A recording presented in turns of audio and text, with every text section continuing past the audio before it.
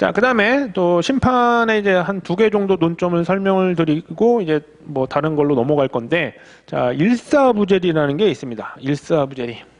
일사부재리란 말은 이제 법률 공부를 하신 분들은 한 번이라도 꼭 듣게 되는 게 일사부재리. 한 번 처리한 거는 다시 심사하지 않는다. 일사부재리. 일사부재리. 그럼 이게 뭐냐면, 나중에 이걸 정확히 알고 싶으시면 뭐 유튜브나 이런 데서, 예, 더블 크라임 뭐 이런 것들 영화가 있어요. 그게 이제 일사부재리 비슷한 걸 다룬 거예요. 일사부재리 자체가 아니라 재밌는 그냥 영화인데, 또 되게 이쁜 배우가 나오는데 이름을 제가 까먹었는데 제가 좋아하는 스타일. 예, 예, 그래요. 근데 보면 이런 거예요. 남편이 있고 와이프가 있는데 되게 친한 건 줄 알았는데 어떤 사건 때문에 남편이 죽은 걸로 된 거예요. 근데 남편 시체가 발견되지 않았어요. 근데 남편이 죽은 걸로 어떻게 이제 처리가 됐어요. 그랬더니 여러 가지 정황상 여자가 죽인 것처럼 된 거예요. 그래가지고 결국에는 재판에서 얘는 살인죄 이렇게 된 겁니다. 그럼 살인을 죄로 복역을 해서 뭐 됐죠. 하지만 뭐 사형당하거나 그런 게 아니기 때문에 나중에 풀려가 나요. 근데 우연찮게, 예? 나중에 그 부인이 나중에 어느 지역에 갔는데 남편이 살아있는 거예요. 그래서 나중에 이렇게 어떻게 알아보니까 뭐 우리 영화니까 당연히 뭐겠어요? 그 남자가 조작을 한 거죠. 남편이.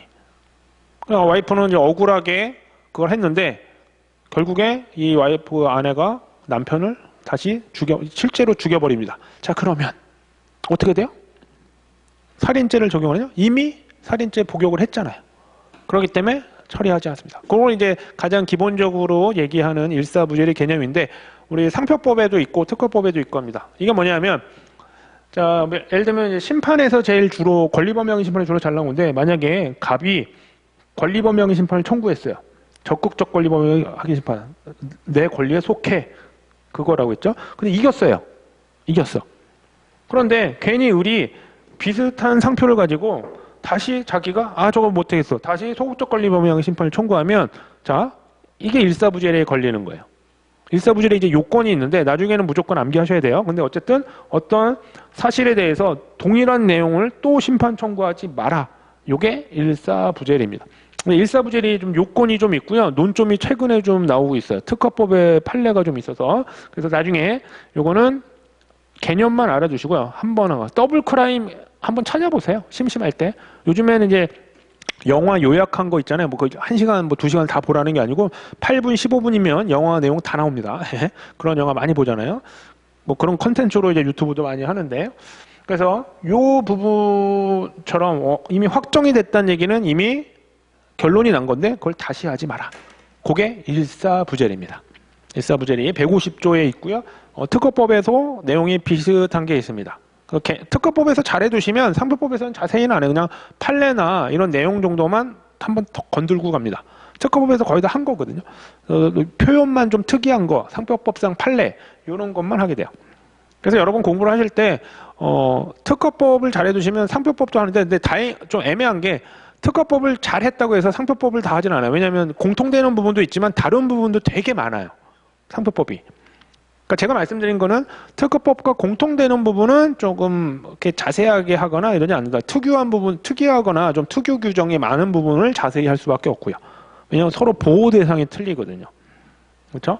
대신 이제 어떤 절차나 일사부재리는 결국 특허 심판원에서 하는 절차인데 비슷한 거잖아요. 그러니까 그런 거의 개념이 비슷해요. 일사부재리는 그런 거다. 이렇게 알아두시면 됩니다. 됐고요. 자, 거기 이제 심결 취소 소송이라고 있죠.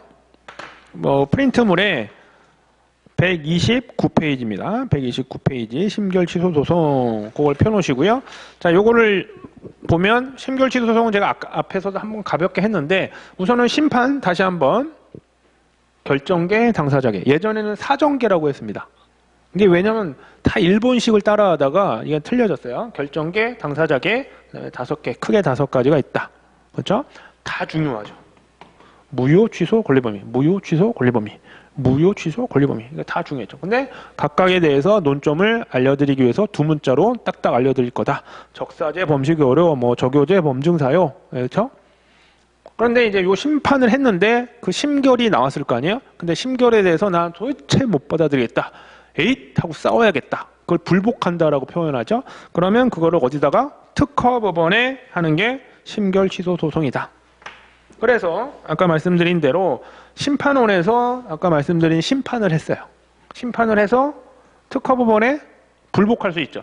그걸 심결 취소 소송이라고 하는데 요게 이제 기간이 있어요. 자, 심결문을 받으면 아까 우리 거절 결정도 등본 송달일로부터 30일 그런데 이것도 마찬가지예요. 심결문을 받아요. 심결에 대한 그 딱 판결문처럼. 그러면 이거를 이제 우편으로 오면 심결 등본 보통 온라인으로 받으면 어쨌든 받은 날로부터 30일입니다. 심결 등본 송달로부터 30일 내에 소송을 할 수 있다. 이거를 심결 취소 소송이라고 합니다. 여기도 이제 논점이 좀 있는데 뭐 특허법하고 거의 중복이 돼요. 그렇기 때문에 여기는 많이 공부할 필요는 없습니다. 그냥 특허법 때 정리만 잘해두시면 좀 차이 나는 거 한두 개만 추가해 두시면 되고요. 심결 취소 소송이다. 이렇게 알아두시면 됩니다. 아셨죠? 예, 이 정도로 하고요. 좀 쉬었다가 또 다른 파트 이어서 보도록 하겠습니다.